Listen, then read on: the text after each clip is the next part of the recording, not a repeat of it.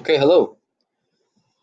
Today we're going to talk about how people came about. Okay, uh, we are going to make an analogy, a comparison to something different for explanatory purposes between video game development and human development.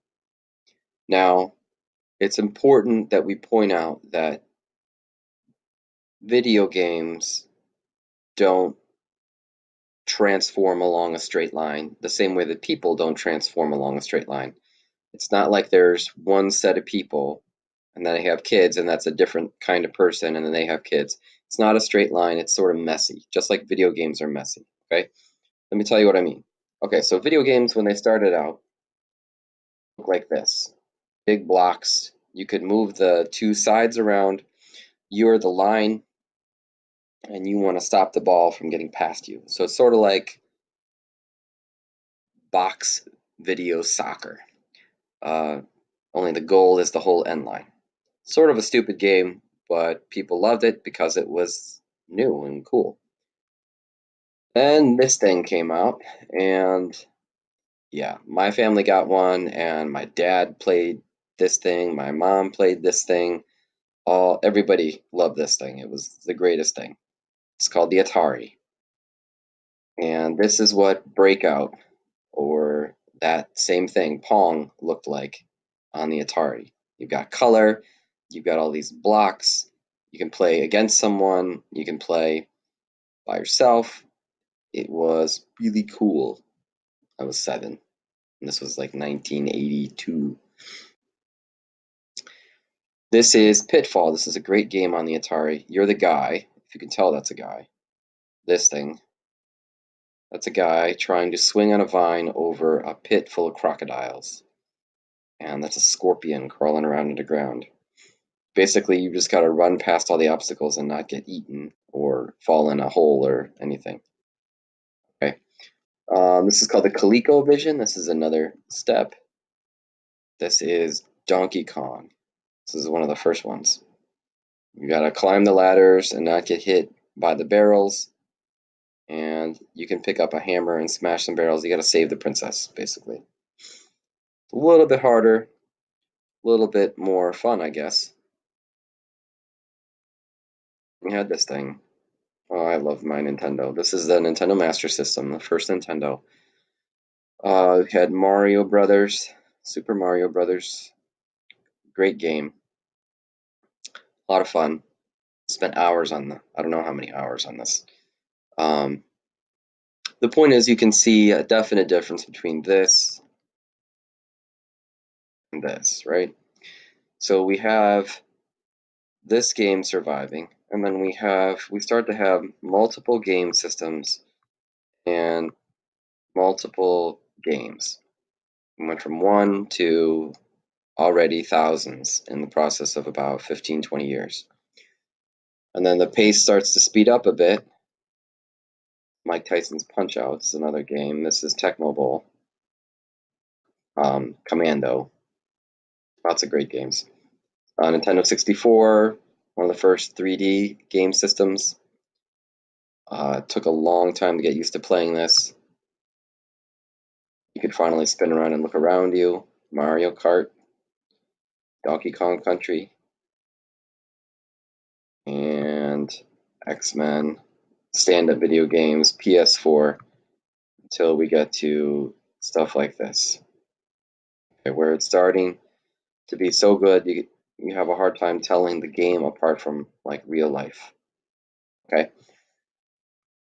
Now, we aren't saying that this Mr. and Mrs. Pong got together and had 2 babies called Breakout, and then they got together and had 2 babies named this. It's much messier and more confusing than that. There's lots of different kinds of video games, and they might be related to Pong, and they might be totally different. The same idea is there. They're all video games, right? But they're not completely directly related to each other. And sort of like that with the story of people and where they came from. Okay, so It's not just like a simple timeline. It's sort of curvy and weird, and new ideas came around that were new. Okay, so the point, and here's got to shout out to Overwatch, I guess, and Fallout 4, and what it looks like now. So take a minute. How is the history of video games similar to the history of ancient man, of ancient people?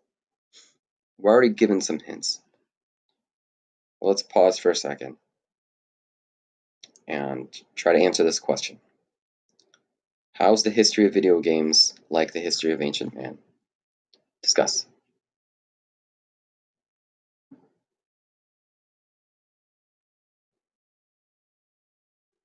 Okay, now remember, this is an example of an analogy.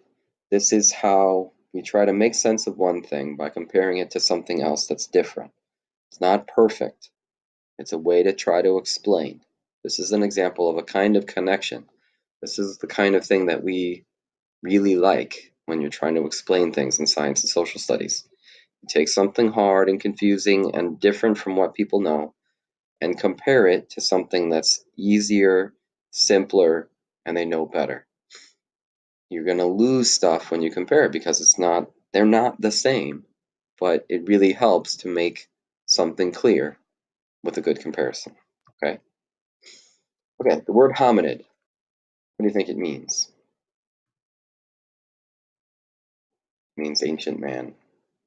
I think that might be an important word to know. Okay, some important misconceptions. Misconception means a mistaken thinking that people have.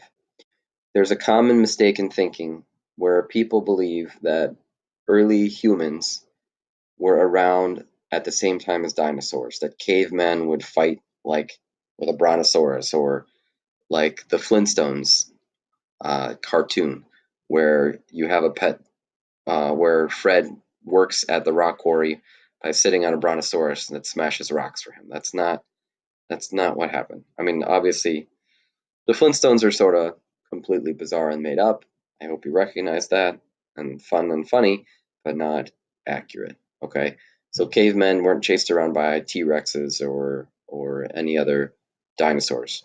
Most of the dinosaurs were killed 65 million years ago. We think by an asteroid, a meteorite hitting the Earth and radically changing the Earth, and slowly humans came about after that. So okay, so we're going to talk about five species of early humans. Okay, five species from the genus Homo. Okay, and that basically means you could call them relatives of people. This is the first one, the oldest one, and it's called Australopithecus afarensis. Okay, we have a little picture of Lucy. This is an artist's drawing. These drawings are all by artists, and they're intended to be a good guess of what Australopithecus or afarensis would have looked like. And this species Homo, this relative of humans, lived in Eastern Africa, okay, which is like Ethiopia, Kenya, Tanzania. So if you're looking at a map, that would be on the right-hand side by like Saudi Arabia. Okay, so like on the right-hand side, not in the top, not on the bottom, in the middle on the right. Okay, and it's between about 3.85 and 2.95 million years ago, a long time ago. Okay, Lucy's long gone. We don't have a lot of fossil evidence, it's called, about Lucy, but we're confident that she lived, that we know about where she lived, where that species lived a long time ago. Okay, so that's one of the five. You can call Lucy the southern ape. This species had the ability to stand up straight, unlike other apes, unlike whatever species is the common ancestor. So, like, This is one of the big differences between this species and other apes that would eventually become chimpanzees and gorillas. These could walk around on two legs instead of having to use four a lot. Okay? And this was helpful. This was an adaptation. This was an evolutionary advantage for species living in areas with less trees. So in the African savanna, in the parts of Africa where you see lions and giraffes and stuff like that, there's not a lot of trees. So if you're someone who lives in trees, you don't survive so good when your tree doesn't have everything you need anymore. You got to get out of the tree and get to another tree. And you got to be fast enough or agile enough that you can get away from other predators. If a cheetah sees you get out of that tree and that cheetah says you look tasty, you're going to get caught unless you can outmaneuver a cheetah. Good luck. They could walk around, they could hold their children, and they could better protect themselves because they could walk around like that when they got out of the tree. So they didn't get eaten as much. That's called natural selection. That's important. Their skull.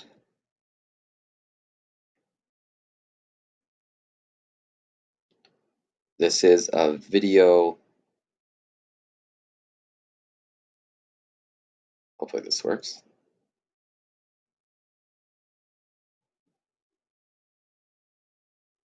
Okay, we're going to skip that. The next species is called Homo habilis.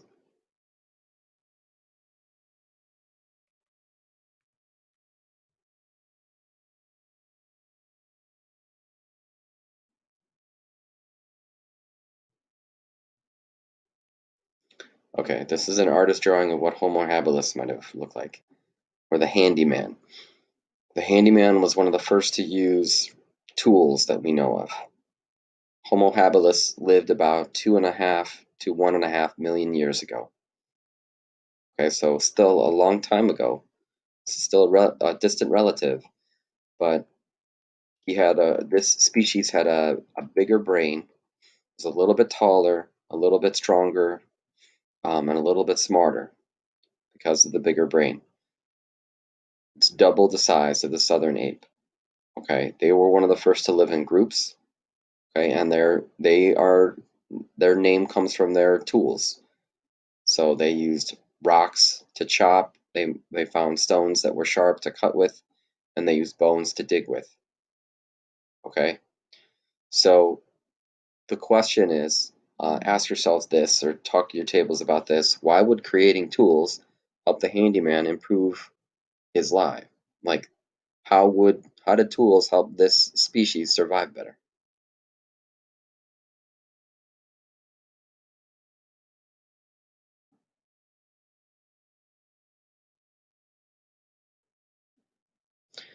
Okay, hopefully you came up with something like it made them better able to clean what they killed.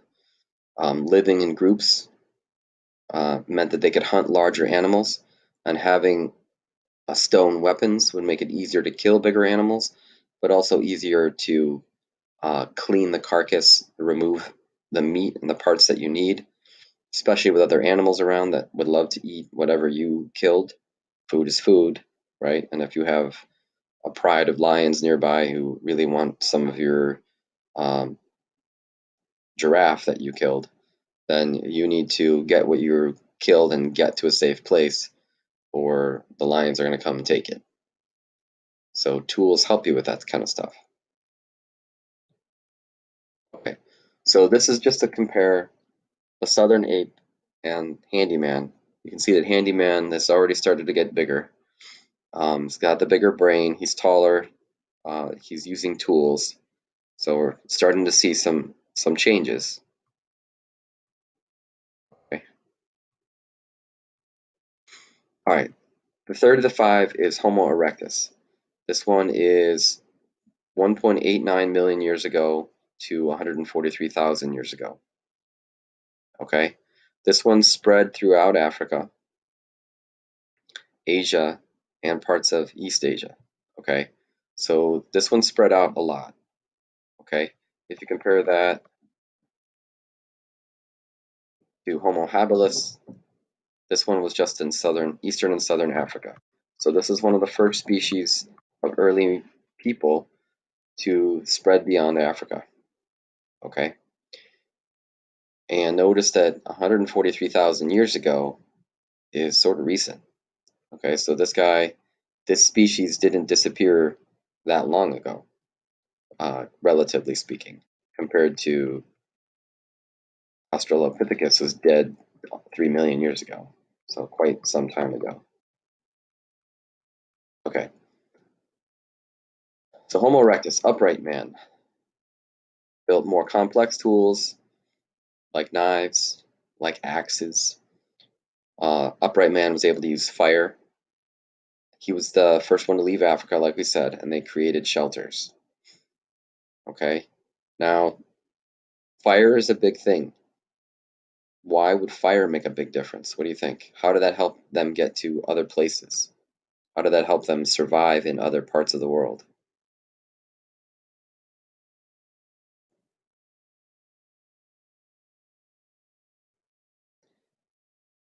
Okay, so this is Homo habilis versus Homo erectus, handyman versus upright man. Notice that now upright man makes habilis look shorter.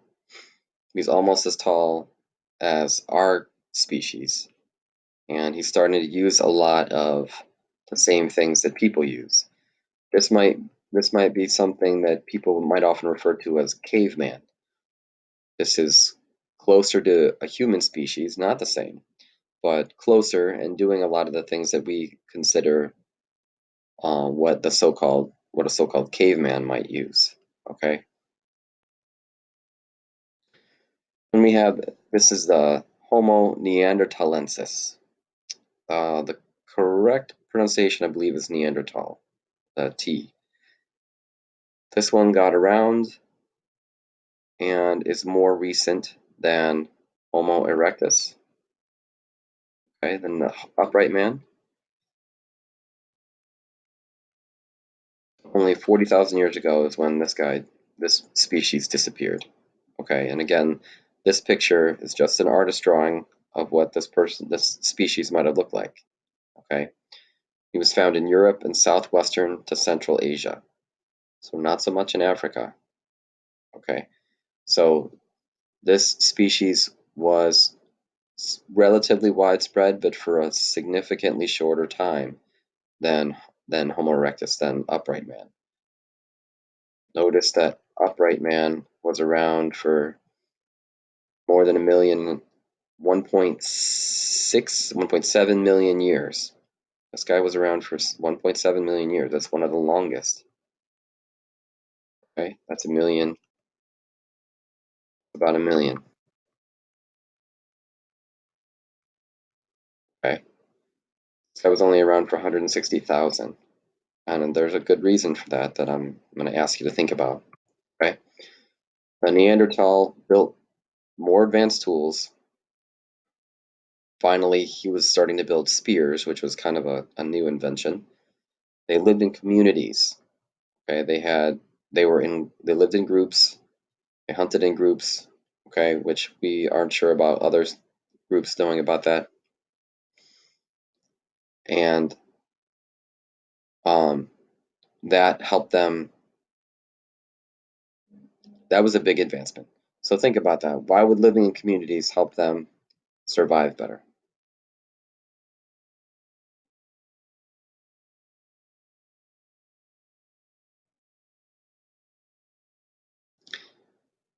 Okay, I hope that you're thinking more about, again, how they can accomplish more working together.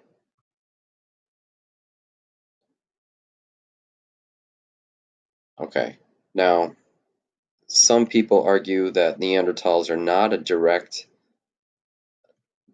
change, that they're more of like a, a relative, but like a cousin, not a direct relative.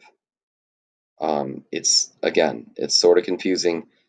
Homo erectus and Neanderthals might have been like a group, a population of Homo erectus that evolved separately, um, and then disappeared, went extinct. Okay? And then we have us, Homo sapiens. Okay? So we started in Africa about 200,000 years ago. And we're not exactly sure if we evolved directly from Homo erectus or what, but it looks like probably. Okay? And only about 200,000 years ago. So when did Neanderthals? About 200,000 years ago. Okay, so it looks like we got into a battle for survival with Neanderthals, and we won. They went extinct about 40,000 years ago.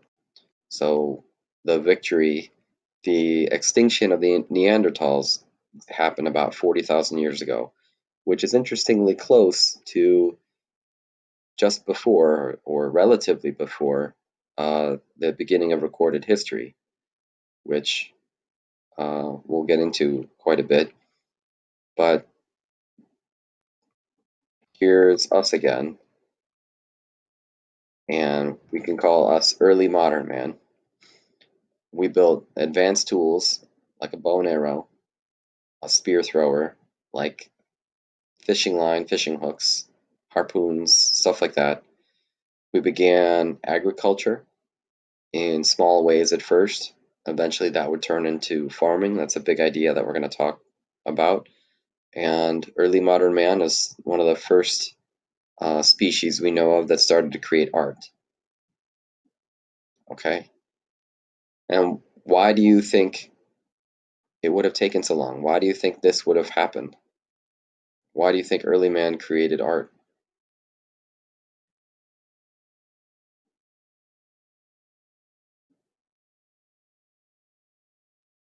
Okay. So early modern man and Neanderthals, there's some differences. Okay.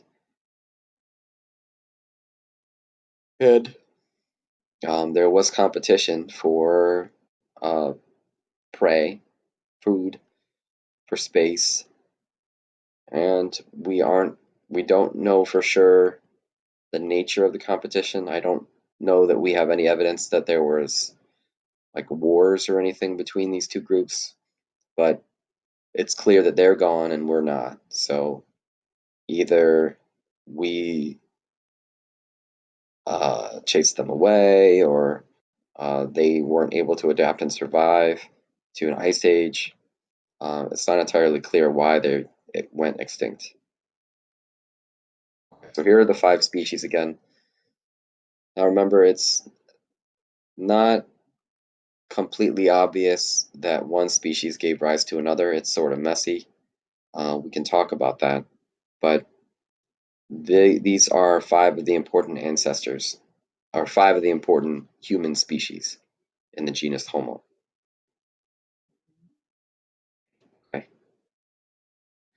And we are going to talk a little bit about this. Recently, they found a cave in South Africa that had a new species of Homo in it, a new uh, human relative in it. They're still trying to understand what it all means and what it can teach us about the origins of humans, but there's quite a lot of fossils, quite a lot of bones in this cave that they found, and it's going to take them a long time to sort it out, but it's pretty exciting and pretty new.